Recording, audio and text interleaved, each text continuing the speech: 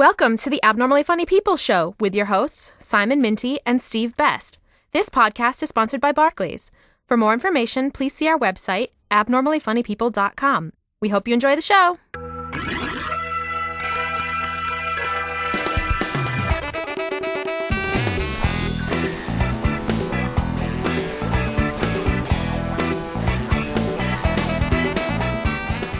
Hello and welcome to the Abnormally Funny People Show, number 14. I'm Simon Minty. Hello, and I'm Steve Best. We're back from Edinburgh. The Fringe is over. Yes, we are, and yes, it is. It's 26 shows with just one day off. I didn't have a day off, actually, Mr. Minty. I had to come back to London, do you remember? London For town. your builder. The builders. Should we not talk about that again? Not all month Give again. me a Yeah, headache. okay. This month's show, we're going to be talking all things Edinburgh, about the highs and the lows. We're going to talk about the reviews and talk about other shows we saw. And we've got two of the 12 acts who perform with Abnormally Funny People right here with us. We have Mr. Steve Day and Mr. Laurence Clark. Laurence is a stand-up and has been for some 15 years. Hello, Mr. Laurence Clark. Hi. And we have, quote, ferociously funny Steve Day. Steve Day is a regular performer in comedy clubs up and down Britain and was part of the original Edinburgh lineup for Abnormally Funny People in 2005. 2005. I'm Britain's only deaf comedian. There are any others I haven't heard. I have to say that. Sorry. Can't stop me. I've never heard that joke. No. No. Oh, Is that- never Not since August. Oh, yeah, that's true. Ferociously funny. Ferociously funny. Yeah, I'm not ferociously funny. You are ferociously funny, but Kate Copstick, who did the review in The Scotsman, Forgot him. and amazingly, Yeah. she reviewed when Steve Day wasn't on. Yeah, I was that good. I was carried Yeah, over. she loved it. She had seen an carried earlier over show from and 2 loved days. it. I spoke to her. Compared to the forgettable Laurence Clark. Put that in I spoke to her when she was reviewing, and I said, this is the lineup. She said, where's Steve Day? And I said, he's gone home now, because the lineup changed all the time. And she's like, oh, I really enjoy I'm going to put him in anyway. And I'm like, all right, fair enough. I said, Steve Best and Simon Minty producers didn't get a mention. No. Popular producers. He was at home with his builders. ferociously forgettable. Rather than a particular moment this month, we thought we'd all talk about the many moments of the month with Abnormally Funny People being at the Edinburgh Fringe this August. We performed at the Stand in the Square, which is St Andrew's Square in Edinburgh, and we did it for 26 nights. There's a different lineup on many of the nights. It was a constantly changing bill.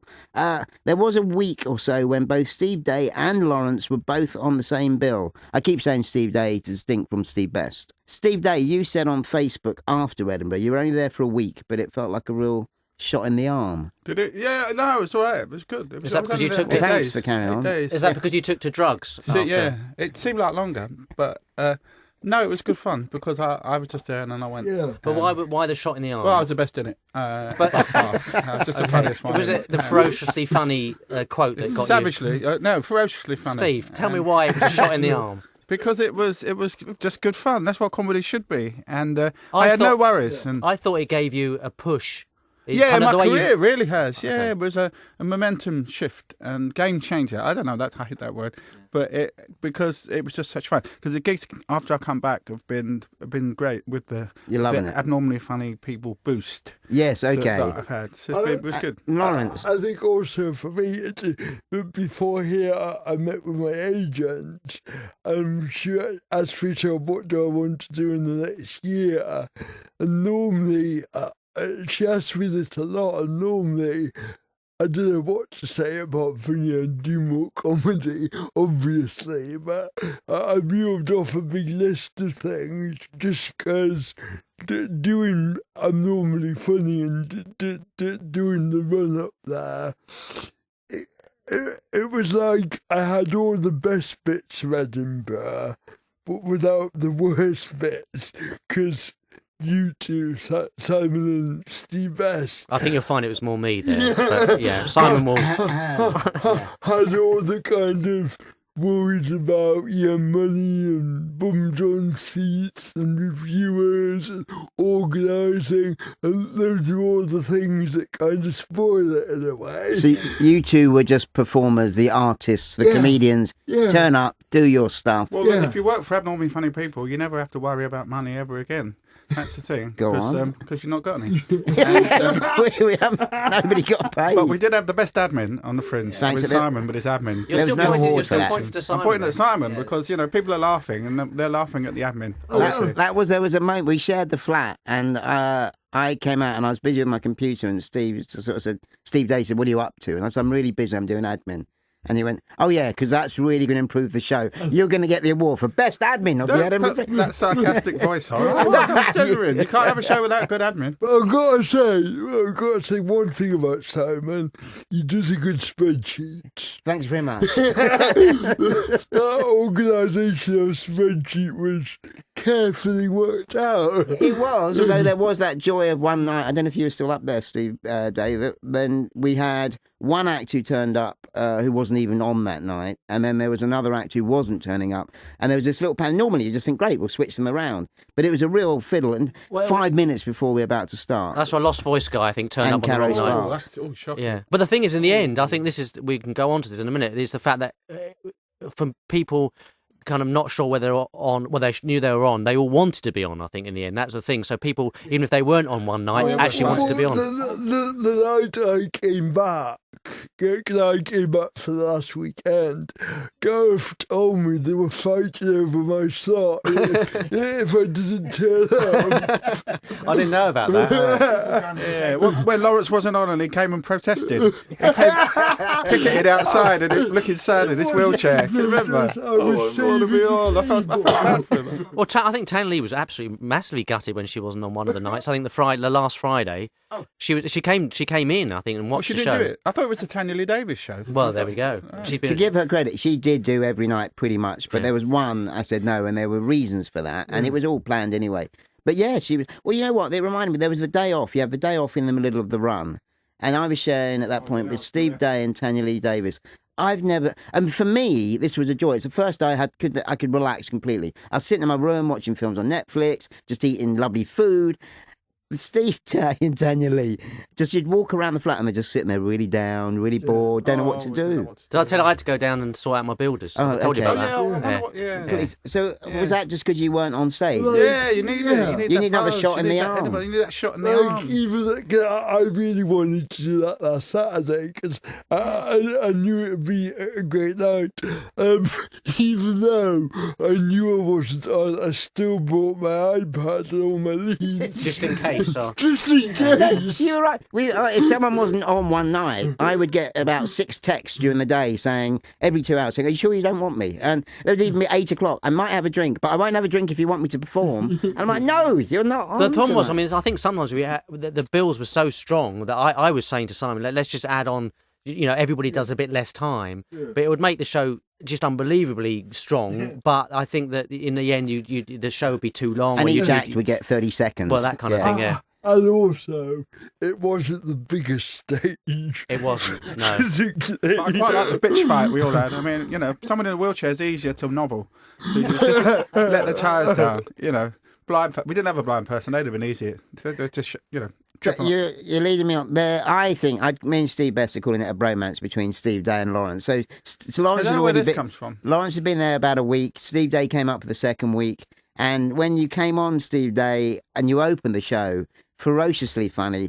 You just kind of came on with this force of nature and ripped into the rest of the disabled acts and every disabled comedian that's ever existed.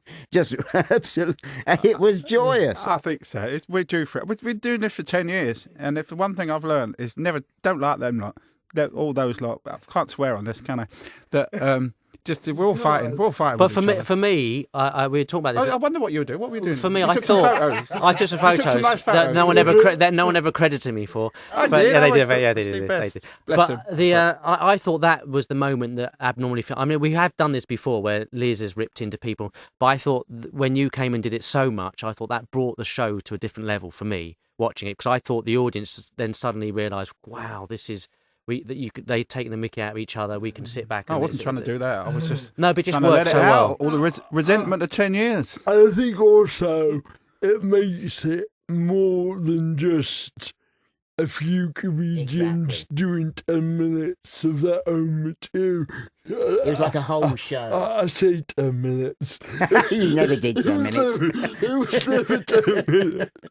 But it makes it a lot more. So when Tanya Lee's up there doing her stuff, and me and Steve were pointing at her ass and saying to The each other. thing about that was, I come on and slag off media whore Laurence Clark Yeah, for being on every show. on every rubbish show. Like, you know, not I said undateables to annoy him. So I knew that annoyed him. I know he's not been on that because I knew it would annoy him. That's why. But all this rubbish on Channel 4, you know, like, we won't drop the baby. You know, and all Oh, that what's the rubbish. other? Oh, hang on. No, Mind the you, other drop the one. Embarrassing microphone one, bodies. though. Embarrassing bodies. I'll give you embarrassing bodies. I'm not on the. You said the undateables when my wife was in the Yeah, audience. that's it. I knew it would It annoy was an old Laurence. series. It was an old series. But Adele's a bit scary. And I thought, oh no. But it's, I didn't know what he said back, which was great. And then we had the lady with the subtitles, with the palatype. And then I found out what they were saying about me. I wasn't so keen on the whole thing after that. But you two seem to hit it, as Simon was saying, you seem to hit it off more than Oh, I the don't other know two. about that. And Yeah, all, yeah, acts, he's saying all the that. acts were on. All the acts were on He stage at just the makes same me laugh. time. I can make him crack up. I love the night when we had, it was me, Steve, Tanya Lee, and the palentypist. Because laughter, it was like surround sound, because the audience would laugh. About 10 seconds later, he would laugh after he read it on that. And that would make me laugh. So it was like we were laughing at stuff that had gone like half a minute ago. But also, I think they're kind of taking the mickey out of each other developed really well. Because like Tanya Lee actually was given a line by Richard Branch, I found out later on, one of our guests, with the three fingers. No, the three. No, it was at the auction, wasn't it? Yeah, Yeah, which it's a was great Lawrence one, puts his yeah. hand up a lot, and Have you explained what that joke was? Steve tried to. I then. tried Did to, you yeah. want- So Lawrence, you put your hand up a lot. Well, not that It's much. involuntary Involuntary, movements, yeah. yeah. And so Tanya Lee says, you'll be a nightmare at an auction, and then we've got a load of shitty furniture in our flat now, which is a lovely line. And so people weren't too worried about taking the mickey out of each Well, other. Lawrence got what quite Tanya Lee upset, didn't know was when she was doing, she does jokes, and her stylist to sort of do a mime of that. Yes. And because she's a small person, and in a sort of package, it's really very funny. But then me and Lawrence would ape her doing the mime behind. Or there was some we just had to like shield her eyes because they were just so kind of rude. Did she ever know you were doing that? No. And then and the audience were laughing at that, and she thought that they were laughing at her, and then she would do it more and more. But you know what? Earlier in the run, I think Juliet would be up front and Tanya Lee would be doing little things behind her. And Juliet would be going, oh, wow, I'm getting a big laugh. And Tanya Lee would do it. But then you were doing it to her. Everyone's just kind of milking off each other. And nobody knows the true journey of that laugh. This is where we needed to go, though, because before it was, oh, disabled comedians, aren't they lovely? And then now we sort of went, my attitude was to go on there and say we're all, fighting. It's an assistance dog world. It's a lovely line. As you that, know, yeah. I've heard say. I also love the because I did a callback, a follow-up joke on Steve's famous Widdicombe line that I'm not going to even bother explaining because if you've not heard it, so I did a callback and said, yeah, that joke's copyright Steve Day 1995, and it was only when that we got the palentypist. Yeah, that was absolutely untrue what he was saying. That my joke was not 2000. My joke was 1998. Got it wrong every night. It's like him being on the Undateables. So we did this thing that we shouldn't have done. We did improvisation, and the game we played was called Three-Headed Expert. You have three people lined up, and they're only allowed one word each, and they have to speak in a sentence while people are asking them questions. Now, there were some nights this was the joy. I remember the first night we did it, and we had Lost Voice Guy. So he doesn't speak, and he uses a voice synthesizer, so he types in the words. So every time you got to him, you had to wait 30 seconds, and then it would be if. And so it'd be a real anticlimax. But I remember he corpsed, and that was one of my favourite moments, seeing Lost Voice Guy corpse, because he knew the word he was going to say and was laughing, but he couldn't get it out, and so he would just keep laughing. But there were other nights it was quite hard. I mean, I love the fact that we did it, but people who are deaf, people who can't speak, people with different speech. We had Tourette's hero, Jess, who doesn't stop speaking. So you've got to wait for her the right word. The first time I did it with Jess, and she said about 100 words. And so I said my word, and she went, "No, I've not said it yet." But her direction about that was saying, look, let me get out the word. She's going to come out with a load of old stuff, and then she's going to come out with words. So, but that was a funny line from her.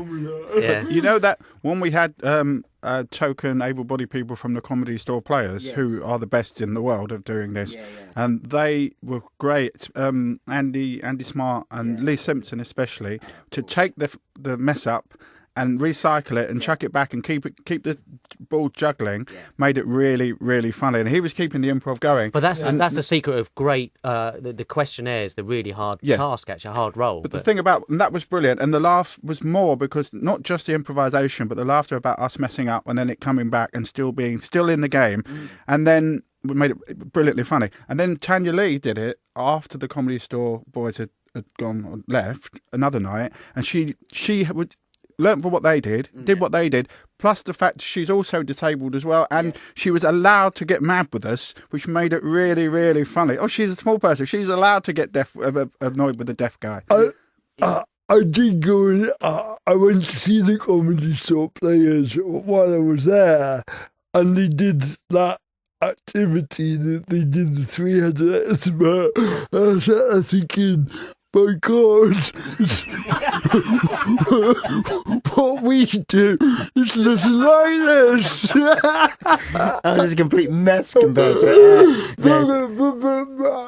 a mess in a good way. It was so funny. I think it was the last couple of nights we had people who could speak and hear perfectly straightforwardly, and it suddenly just went round a few times. I'm like, is this how it's meant to happen? I've never seen it happen this smoothly. This is kind of bizarre. If you'd have been a sort of moderately good improv troupe, it would have been boring as hell, wouldn't it? But we were a complete mess up, so we're completely useless at doing it. That was, to me, was the joy of it. You remind me, because when we would brief whoever was, if the Comedy Store Players were leading, you had, or even the token non-disabled, you had a different one every night, and you'd brief and you'd say, this is what we want you to do, and then you did a second brief, which was, now, we have disabilities, but you got to forget about it. Just go for it, really go for it, and don't even worry about that. Because you had to do both, because otherwise they did pull back a little bit. But once they flew... Once they saw that there was no... We're not creating any barriers. But don't forget, if they're playing the game properly, then they're just taking the answer from the expert and playing with that. Nearly all the token able-bodied people who don't sort of know us that well, first of all, a bit shocked, then secondly, started to laugh, then three joined in. And that just made it a sort of party atmosphere. That's when what's it so rocks, good about it. Yeah, absolutely. So the token role, I think, was because I think Steve did, by the way, Steve did the admin on the token non-disabled. Oh, thank you very much. So this is our job. Takes photos. Very good. So we're all disabled comedians, but we always have this token non-disabled who we take the mickey out of. But and I was going to say though, because the original plan with Abnormally Funny People was the token role was kind of more or less a compare of the show, and I think this year I thought it was a much better idea to we both discussed it obviously, to have a really token role. So you'd have quite famous acts coming on. We have Fred McCauley, we have Mike McShane, Robin Ince, Joe Caulfield, Simon Munnery, all coming on. Seymour Mace, who got nominated in the end. He went from through doing that. I did a tweet. Yeah, he went from being a token on our show to nominated for the Fosters Comedy Award. Yeah, it was a complete coincidence. Yeah. But they played it very well generally, didn't they? I think it was. And also, because we didn't have a compare, it was more seamed, free form and flowing. That's what a few people that saw it said they liked it. It felt quite raw and a bit dangerous, I think. Unrehearsed. I was trying not to say unrehearsed. We worked so hard to create that unrehearsed look, didn't we?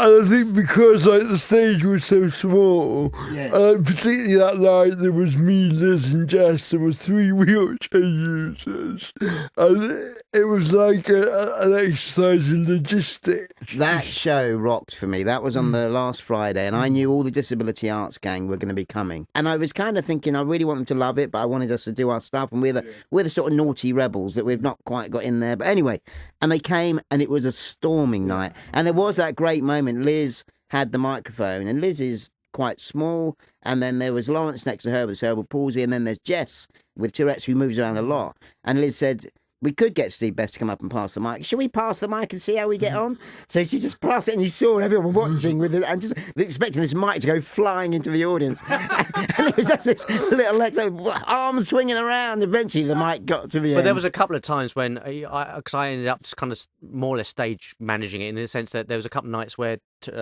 Jess was past the microphone and smacked it on her head, and you think, got to intervene there, kind of thing. So, well, the problem is because Jess will say, whatever I do, her big line would always be, I'm not going to say my PIN number, 8542. It's a great gag, such a great. And then she said, I mustn't bang my head on the microphone. Bang, bang, and she'd do it 2 or 3 times, and they're getting quite violent. And I mean, she knows what she's doing, but it's like it's a tick. This she's is not Tourette's hero. Isn't Yeah, it? absolutely. The night I was over there, she got quite obsessed with me falling off the stage and started going off the edge. but I mean, initially she came on one night and she'd broken a part of her wheelchair. And so she was actually very stressed and wasn't sure whether she was going to go on that night. So then we kind of bricked it up. I mean, there's so much going on with... Yeah, that was rehearsed as well, wasn't it? We planned that. Sounds like sabotage. Juliet Burton did it. Let me on stage. The wheelchair's broke. I'm going to go. Give it to me. This show. I can do it. Was that the night Tanya Lee wasn't on the bill? That was weird. Sabotage. That leads us on nicely then to what you thought was your best, the favourite show. I mean, you weren't on all the nights, but was there a favourite show? I think I was on about half, just over half. Yeah, you must have done 12, 13. Yeah. And you were very good coming back. You did a run, went home and came back again. Well, it was really nice because normally when you leave Edinburgh, it's a big downer.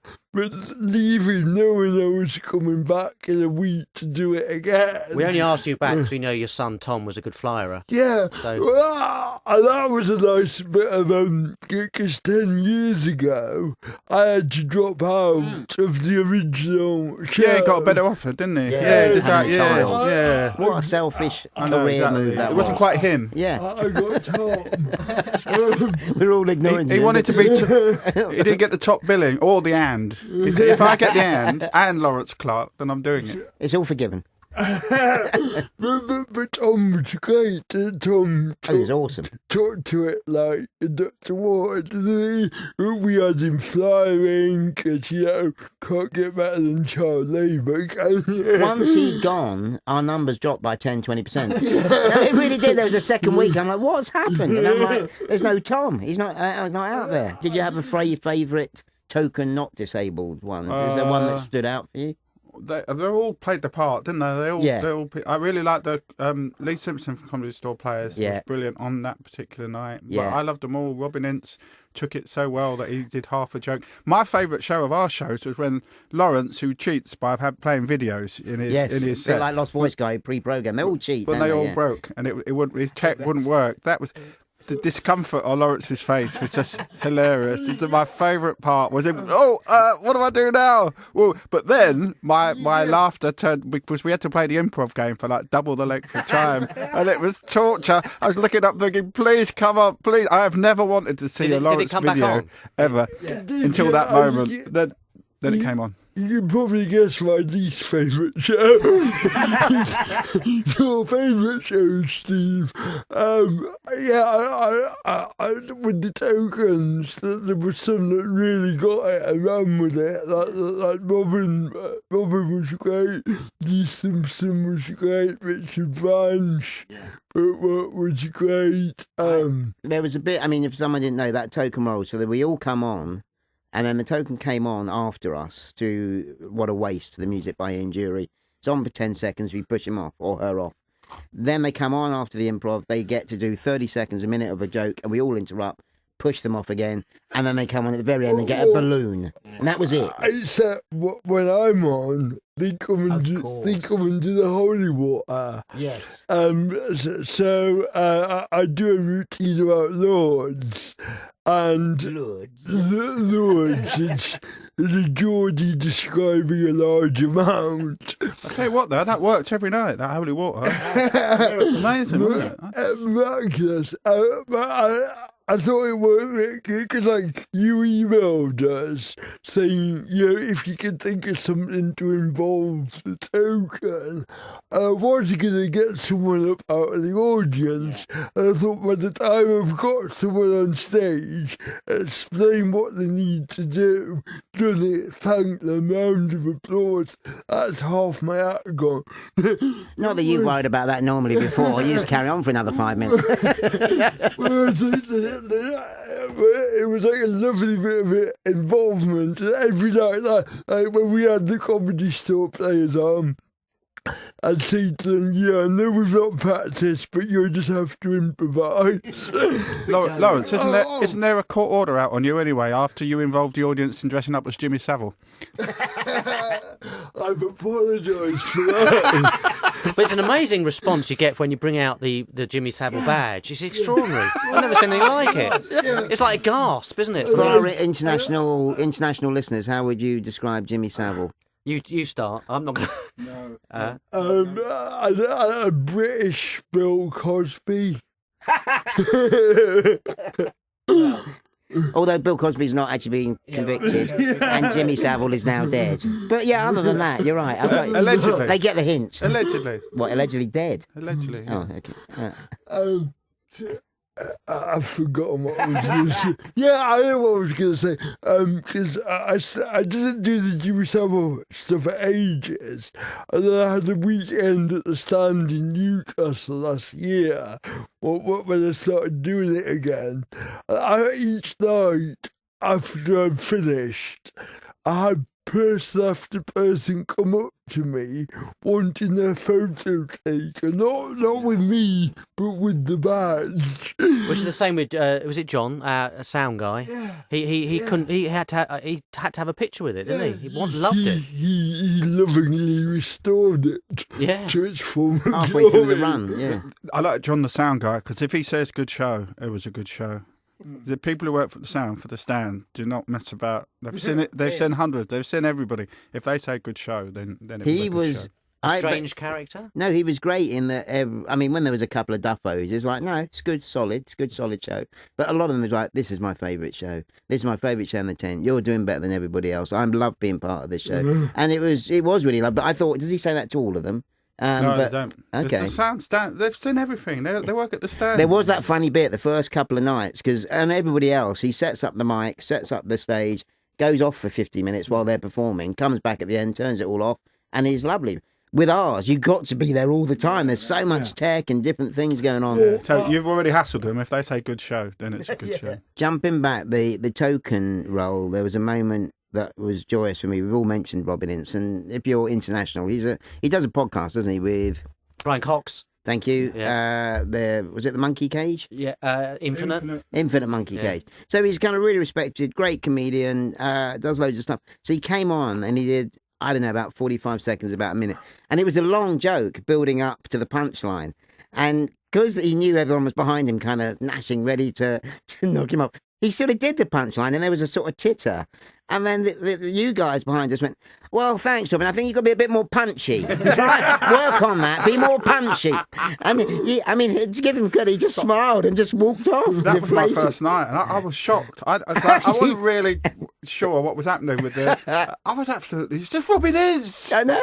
But it was very funny. I mean, you could soon cotton on to what was going on. It was, they did, what was it, one of the acts said, if you're doing the token role, you've got to leave your ego outside our venue, because otherwise you and if they did, then they got it, didn't they? Yeah, they understood that. It was very nice, yeah. So, your best show, Mr. Minty? Of our run, I probably mentioned, I think it was that Friday, the last Friday, when we had all the Disability Arts crew. Oh, yeah, when I wasn't there. Yeah, sorry. And then the following night, we changed the lineup again, and we had what I call the mainstream audience, but we were packed. I mean, it was thronging.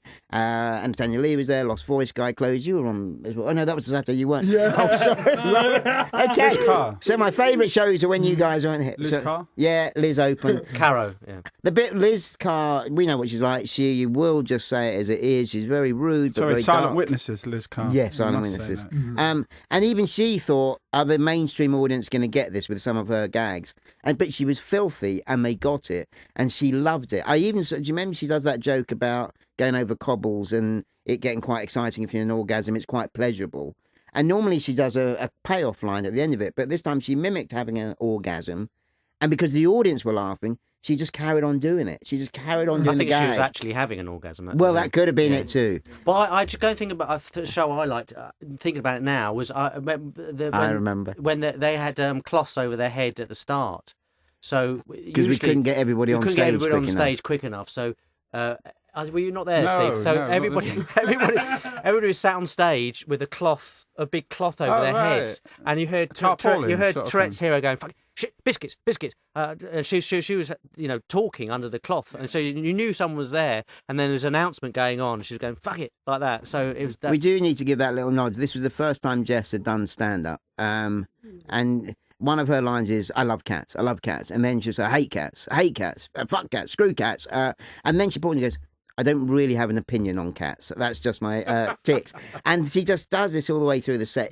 She's a phenomenon. You've got to see her, Steve. Yeah, I've only seen that she'd been in an audience. She scared me to death the first time. I thought, talk about heckling. This is physical, all-body modern dance heckling. Gareth opened when Tourette's was Gareth Berliner, that is, and one of his lines was, "This is the only show I'm going to get heckled more by the people behind me than the ones in front of me." But also, funny enough, if she goes on early, I think it's an adrenaline. I don't know for sure, but it seemed to be heavier when she hasn't been on. Yeah. So once she's done her set, it's quieter. It did seem to be that. Yeah, it wasn't complete, but yeah. No. Yeah. No. So we shared a flat for a bit. Sharing a flat with Steve Day. I know Laurence was just around the corner, but I think my favourite moment was one morning I got up and you were still asleep. You were sleeping in the living room at that point. Yes, because I was promised a room, but Tanya Lee Davis stole it, didn't she? And I didn't want to throw a dwarf out of dwarf twatting. Yeah, you would have been in trouble for that. It's a taboo. Yeah. And there was nothing I could do. Checkmate. Do you mean Tanya Lee Davis from the John Bishop Show? I'm sorry, Tanya Lee Davis from the John Bishop Show. Sorry, listener, this is a running joke all coming out. But anyway, I remember coming into the kitchen in the morning, you were asleep, and I thought, I really want a bacon sandwich, and I started cooking, but I'd been so quiet and, closing the fridge door really quiet. And then I realised you've taken your hearing aids out. Yeah. You just can't hear anything. So to have someone in your living room and you can bang around and it was no problem at all. Oh, you're doing that way? Oh, that's nice. Well, I know I mentioned this on stage. There was you there, and you're a small person, and your assistant, a small person, and Tanya Lee Davis, another small person. So I've got a bad back from lip reading and loads of dwarfs. Yay! Every night. Stay with me like that joke has for the next 10 years. What weird experience I remember was when we'd invariably go for a drink after the show. Yes. And the place where we were on closed at 12, so often we go and find somewhere else in a sort of convoy of scooters and wheelchairs, and when I'm following Tanya Lee, and she has a life-size poster of herself on the back of a scooter. You know what?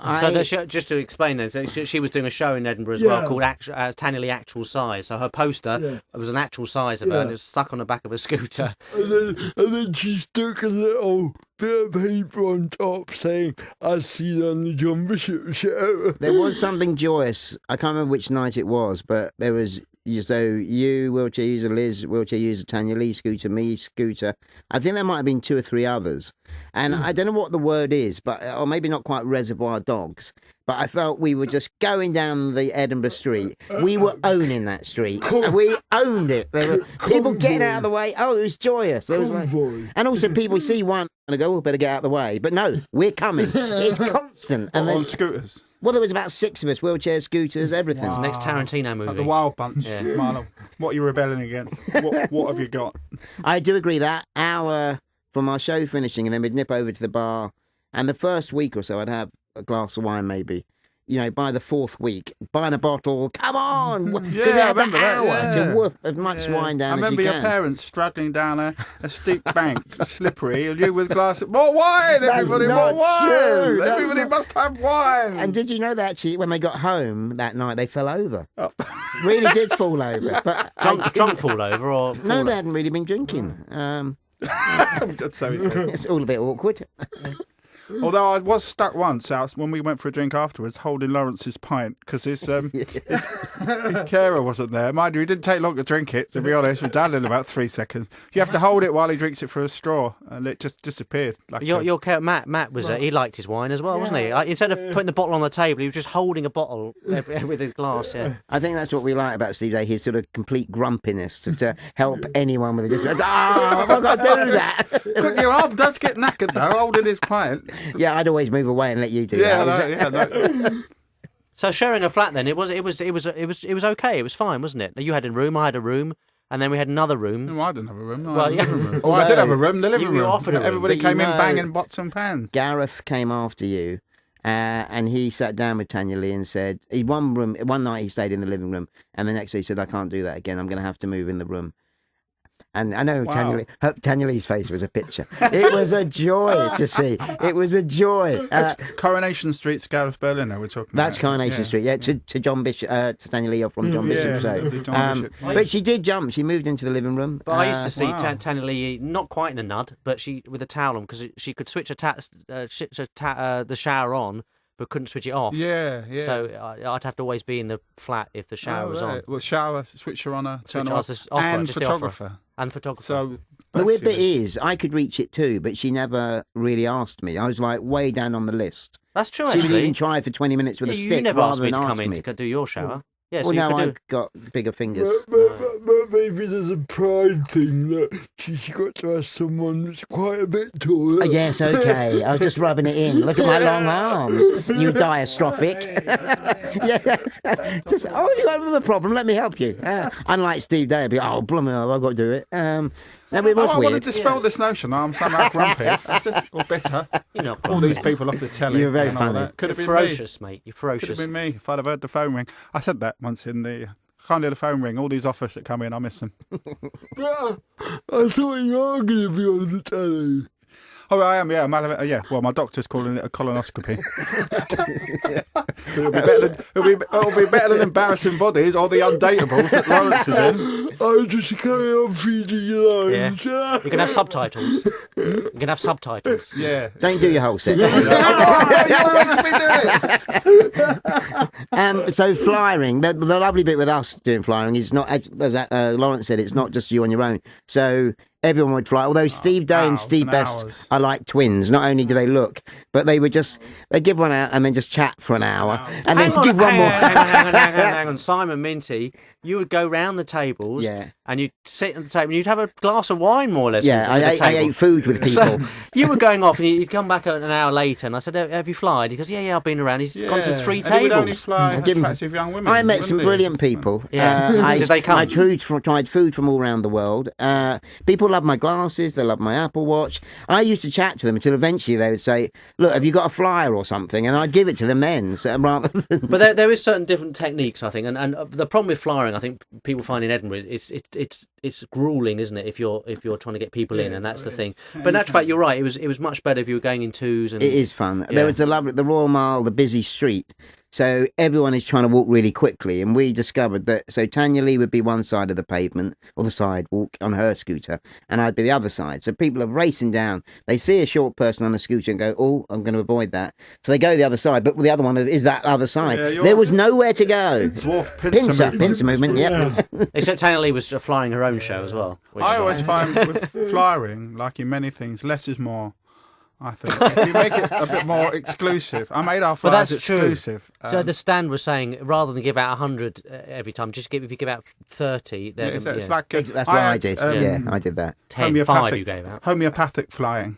The less you gave, the more effective it was. Very good. And you just reduced the number of flyers. Well, per then day. you were one of the best I flyers we've got ever down had. to, I got down to about 2 a day. Cured no one. We had Don Biswas, and we all admire Don has Asperger's and dyspraxia. I and don't. Don. I thought you said we all admire him. Oh, I admire his ability to fly because Oh, I see, yeah. we feel Oh, yeah, self-conscious, or you either face rejection, or as you said, you empathise with them. You go, they don't want it, so I don't want to give he it. doesn't bother Don, with that, does he? no Don, problem at all. Hello, come and see 4 disabled comedians talk about disability in a funny way. Come on, and they were like, what? And then he would just move on happily. He just didn't care. It was great. I'd be crushed if people didn't want to fly. No, totally. The rejection is quite hard. But you're right, Dom. Especially if you're going to do a show later, you want to be up. You want to be in a good mood. Juliet was quantity. She just gave them out like no business. I mean, I've never seen anyone do it. But so exit flying the show. So but she managed to talk about all her career, Facebook, and everything, and then before they even she's very pretty as well, isn't she? Let's face it. So compared to us lot, me, and to speak for myself, but I think it's just you. She's going to get more attention flying. But also exit flying the other shows. If you found a show that had some mention of disability Windy Hoos in the assembly room, was that the assembly room? Yeah, and the Gilded Bloom was the other play. Not the Gilded Bloom. Pleasance Dome. Sugar Water. Yeah. So you get like 100 people coming out of there, and Simon would have a line for each. Was it a show? So Wendy Hoos was a play about a woman who has very short legs. And she sends text messages. This guy comes over. It's like a booty call, so they're going to sleep together. He turns up, doesn't realise she doesn't have legs, and gets a bit freaked out. And that's the whole premise. So as people left, I'd be saying, comedy with and without legs. But they would laugh at that. It was very funny. But and also the other one in the Dome was the Sugar Water, which is very sad. It was about someone losing a baby, and it's a tearful, emotional play. So you would say, less tragedy, more comedy. But there's one day more comedy, less tragedy. Yeah, but the one day I did that to Exit Fly Juliet Burns show, and I thought Simon said that's the one that we say more comedy, less tragedy. So Steve's muddling up the lines for the inappropriate shows. I do need to put this on record as well. There was second, third last night. Steve Best. I've never seen someone fly so well. He would stand by the board where all the shows are listed. People coming up. He would have a little chat. And then, boom, they're straight to the box office. And they kept every single one. And I couldn't believe it. You probably got 4 people, didn't you? You did get a lot, actually. Yeah. I was on commission that night. 2 for 1s, were they? Yeah. We did some 2 for 1s. So the venue, where were we with the venue? What do you think of the yurt? So just to explain, the yurt is a big tent.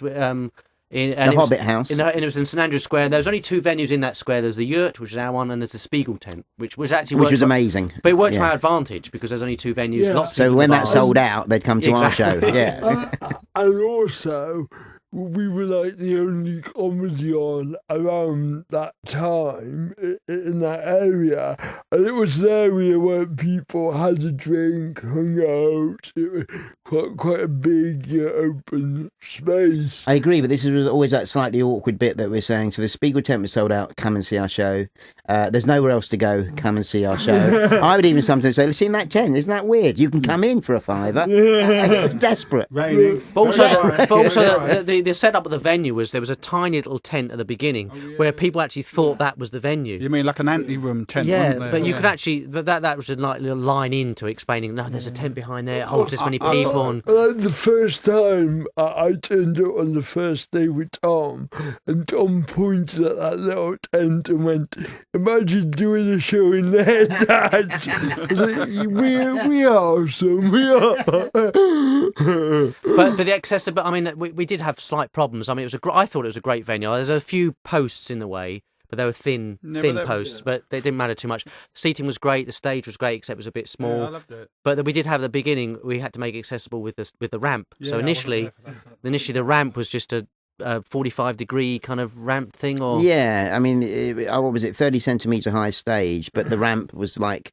2 foot. I'm mixing all my measurements, but it should be like 1 in 12 the gradient. Mix of this was about 1 in 2. Metric, So it was very complicated. But so there was no way. I mean, it was just really. But and then gradually we about 3 cubits long, wasn't it? Yeah, 3.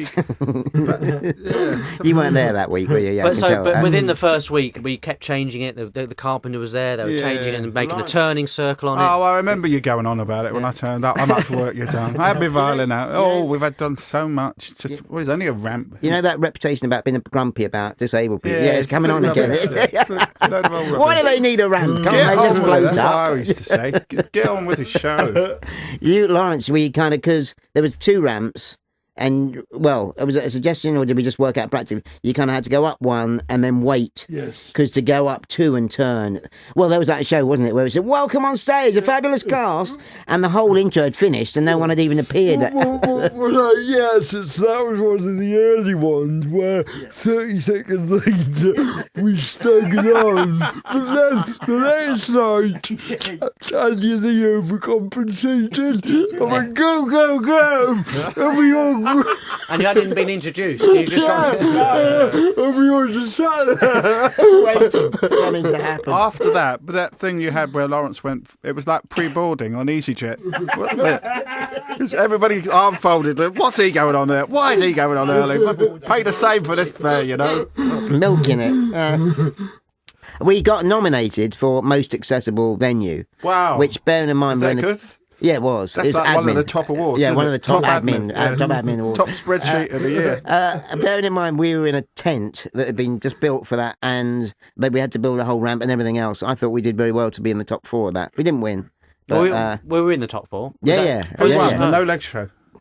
No, it was actually the one that there was that one in the dome. Sad one, No Comedy, More Sadness. Yeah, the tragedy. Yeah, that one. Juliet Sugar water. Burton. No, yeah. We're all winners. And Wendy Hoos got something, Wendy I think. Hoos.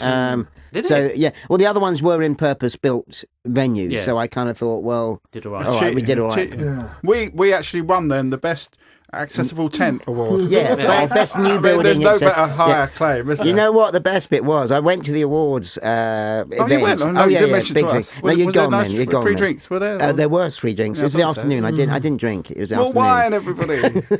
Was that venue accessible? No, nobody could get in. We waited outside for ages. Of course that- it was. Oh, Yeah, Did you yeah, invite it was your mum and fine. dad?